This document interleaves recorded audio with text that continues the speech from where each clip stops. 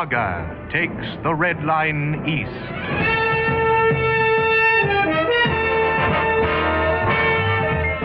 Carol Gray's surprise at the identity of her visitor left her speechless. She opened her mouth to remonstrate, but no words came. Dumbly, she stood aside to let John Markham enter. He did so, kicking the flat door shut behind him. Last time I called, Carol, you were so pleased to see me. You were relieved that I bore no grudge against you for making a fool of yourself over Evan James. And this time, there seems to be a not-so-subtle change in your character. Or am I imagining things? It's just that I wasn't expecting you. And at this hour. But I am pleased to see you. There are so many things we must discuss, important things. I'll make some coffee. Meanwhile, sit down, make yourself at home.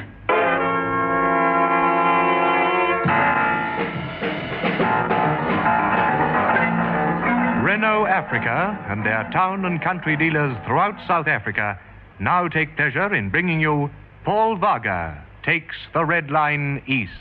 Ladies and gentlemen, I want to tell you I got 7 cars in my garage and everyone's a winner, but I also want to tell you I only got a single garage. So how come you want to know I got 7 cars in a single garage? Well, I'll tell you. You see, my cars are... Hold it. Why, what's the matter? What do I do wrong? What do I do wrong? You're gabbling again. Ah, heck, but there's so much to say and only a few seconds to say it in. Just tell the people your car has 7 seat positions. It will give you a mother and child or rally position, or you could even have a sleeping position. Tell them the boot expands to a fantastic 42 cubic feet, and it's also got a rear access door. It has versatile luxury and comfort quite unlike anything you've seen before. Can I tell them it's a Renault 16? Okay, you tell them it's a Renault 16.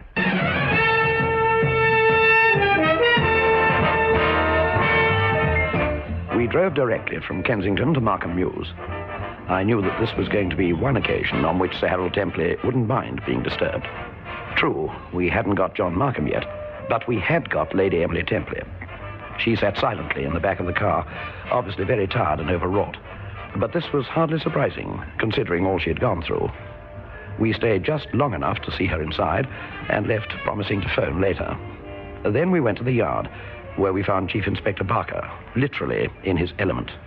Oh, I hear you'll be blowing up half Kensington, Mr. Vaga. Well, slightly less than half, actually, Chief Inspector. Jolly good thing, too. Some of those blighters need a bomb under them. And, you rescued Lady Templey, I believe. Yes, she's back with Sir Harold. Oh, I'm glad. Shouldn't have liked anything to happen to her. How's your latest cordon going? Oh, it's the biggest and best yet, Mr. Vaga. The full works. Every road leading out of London, all airfield stations, boats on the river, and we're doing broadcasts as well. Much of it's in position already, and the rest will soon be. And it's a cordon in depth this time. Just because he gets through one layer, he doesn't mean that he'll get through the lot. Ah, you got it taped, eh? You could say that, Courtauld. How are you, by the way? Blimey, I could sleep for a week. Once I put my head down, I probably will. But I'm not going to until the final fish is in the net. Yes, and this is the big fish. And that reminds me, we ought to phone Carol Gray. At this time of the morning? I wouldn't if I were you, Mr. Vaga. She's asleep now. She must be. Somehow, I doubt it. Oh, well, don't use my phone if you don't mind. Calls are coming through all the time from the different centres. Oh, see what I mean?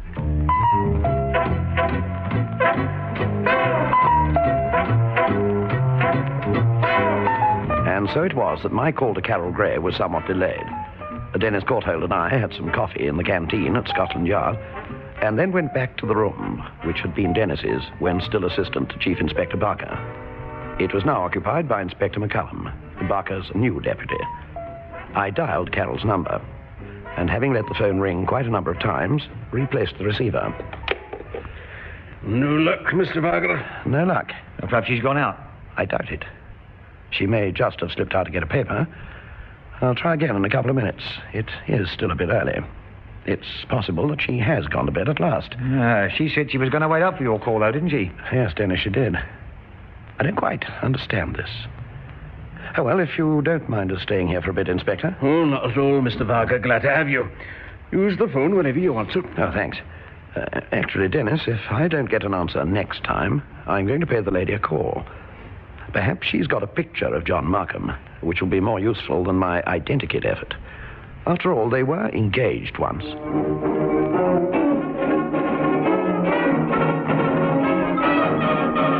But at that moment, Carol Gray was far from sleeping.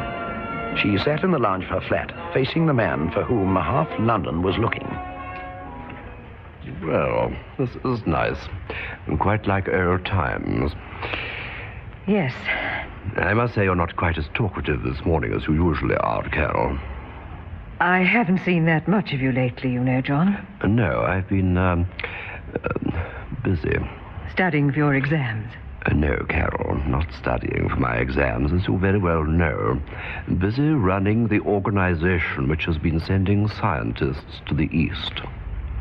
What on earth are you talking about? You know very well what I'm talking about. You know because your friend Paul Vaga has put you very thoroughly in the picture. I've been very foolish, haven't I? I would rather say that I've been rather subtle. You've been very useful to me, giving me information when I needed it.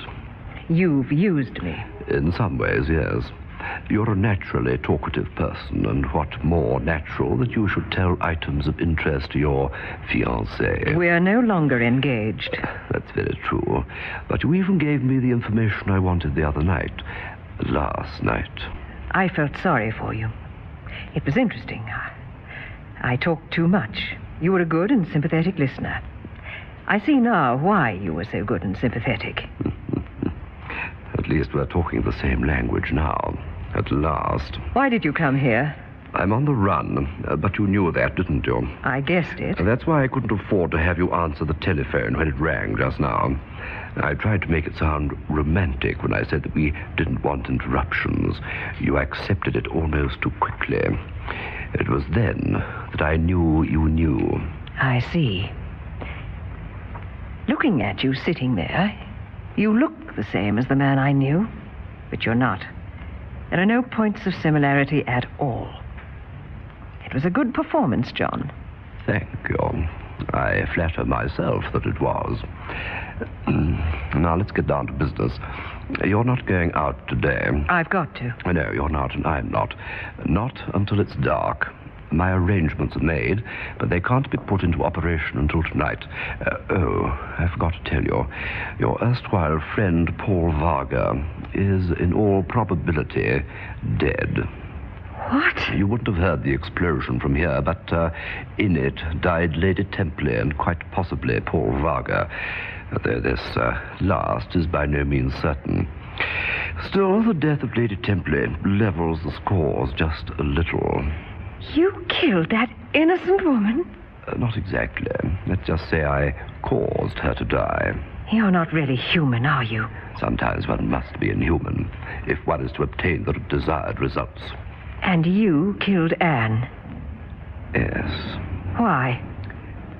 Because she became a nuisance and possibly a security leak to my organization. She was no great loss. You fiend! You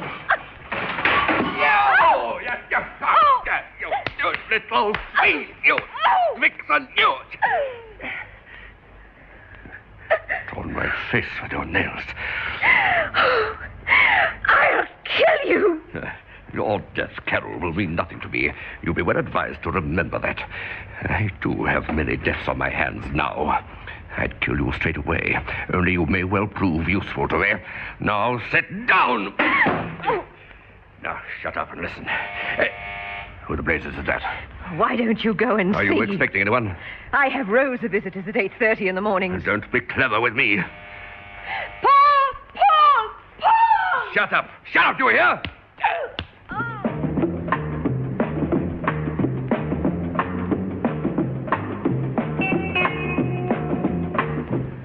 I heard Carol's cries, and as I did, the last piece of the jigsaw fell into place. They could forget that mammoth cordon.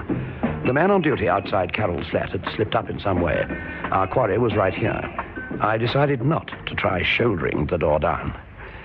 No, Dennis, we'd be sitting ducks if he chose to shoot through the door. Blimey, you're right. What's going on here?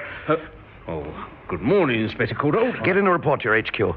I want this building surrounded with as many police as they can muster. Now move. Yes, sir. Yes. Right, Dennis. I'm going to shoot the lock off. That's quickest.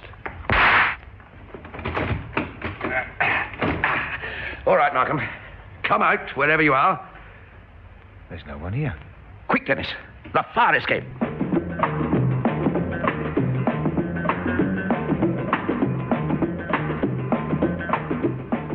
Parked very near to where the fire escape came out at ground level was the squad car in which Dennis and I had arrived. It was possibly that which drove our quarry up rather than down. We raced up the 4 flights of iron steps to the roof. As we emerged, there was a bitter wind whipping past our ear. Where the heck is he?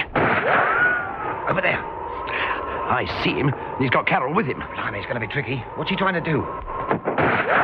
Get me for a start. That could cut 2 ways, you know. He could, if he wasn't using Carol as a shield. Swine, he's right near the edge, too. Yeah. Keep firing to miss, Dennis. I'm going to take a shot from a slightly different angle. You'll never do it, Mr. Vaga. Ah, all right. Just swing a little further, my friend. That's it. Right!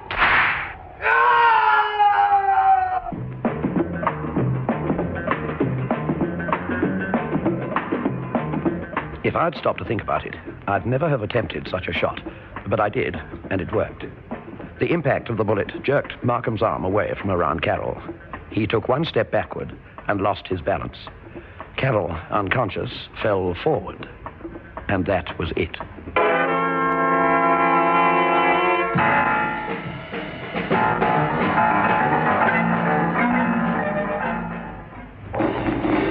For miles and miles and miles and miles. Traveling's fun when you travel in comfort. Traveling's great when you've acres of room. Traveling's ideal when you've power to spare. Traveling's a pleasure when it's so economical. Traveling's a delight when you've masses of luggage room. Traveling's carefree with Renault reliability.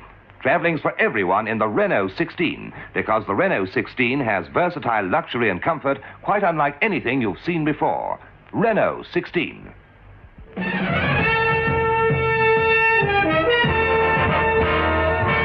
Considering the magnitude of the case, there was really surprisingly little mopping up to be done. There were just 2 prisoners, Shauna Brown and Evan James, and one of them would probably talk in time. That evening, we assembled at Markham Mews. Lady Templey's recovery had been remarkably rapid. I feel as if I'd suddenly woken up, as if the whole thing was a bad dream. It was a bad dream, my dear, for both of us. Yes, and so you, Vaga, will be off to the Caribbean next week, eh? The Bahamas, actually. Oh, really? The PM was only saying this afternoon that he wanted someone to visit San Salvador, someone reliable. We appear to have lost contact with our men there. What about it, Vaga?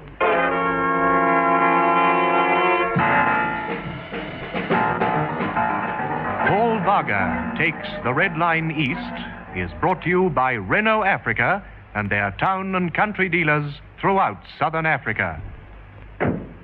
What's a car, mate? A spacious Renault 4 sedan wagon. If you want 53 to the gallon, 70 miles per hour, 4-speed gearbox and deep cushion seats, all for $1,325 rand, get a Renault 4 now. Right, mate, Renault 4 it is.